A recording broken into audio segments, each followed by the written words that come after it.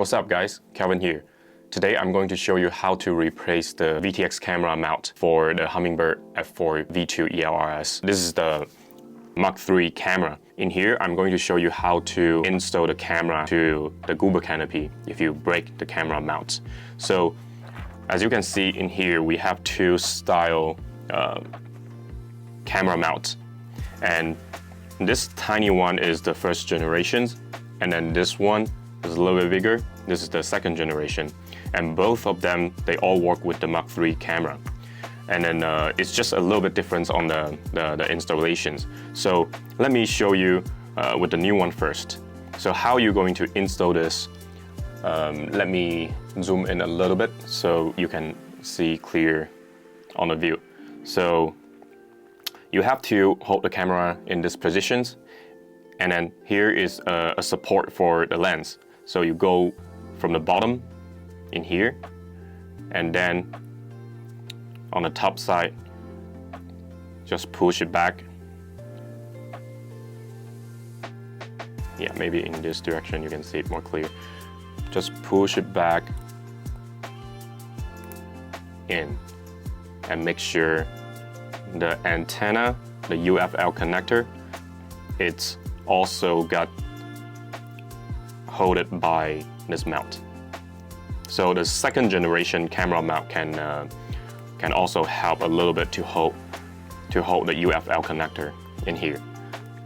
So done. This is how you can install the second generation camera mount to the Mark III camera, and it looks like this.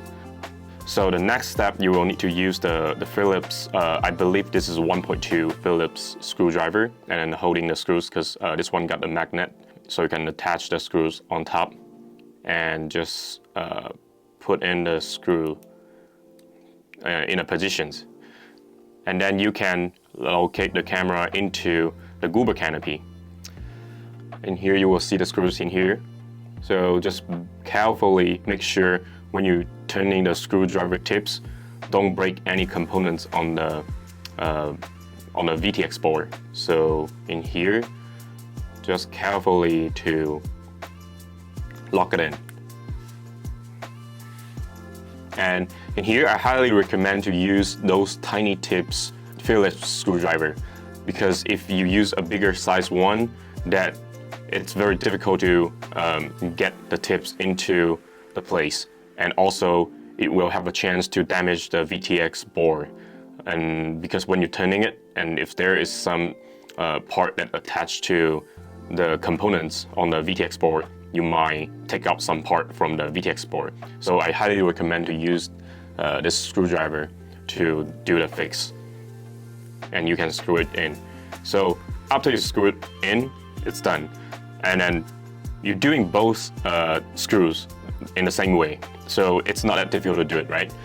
And I'm going to take this off, and also I'm going to show you how to install the first generation camera mount to the Mark III camera. So I'm going to take this off, and then it's pretty similar. So going from the bottom, for the camera support going from the bottom, this is a little bit tight compared to the second generation. So, but you can still put it in. See, after you put it in, and then try to align this bar to the back of the BI camera. Just push it back in here, and that's it. And if you use the first generation camera mount, then this bar will be sitting between the BI camera board and also the VTX board. So it will be sitting in here, in this positions. And then you can do the same things, just have a screwdriver place into the hole.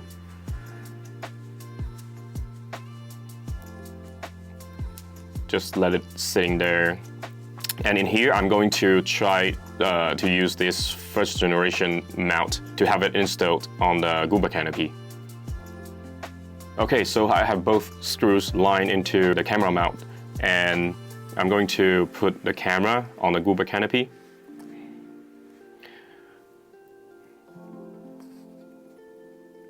And then you can see the screws is lined up with the screw hole on the Goober Canopy, and just put the screwdriver tips in, and then just try to find a positions to let the screw tips to get into the Goober Canopy screw hole. And then you can start locking the screws. Just line up with the screw hole, and then you can start locking in.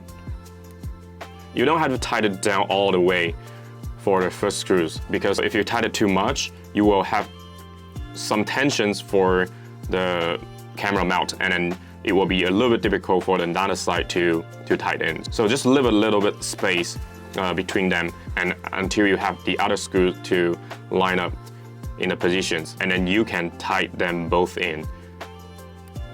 So I'm going to put the second screw in. Just make sure you have the screws to align with the screw hole on the Goober Canopy. And then I will turn to the other side and then tighten up.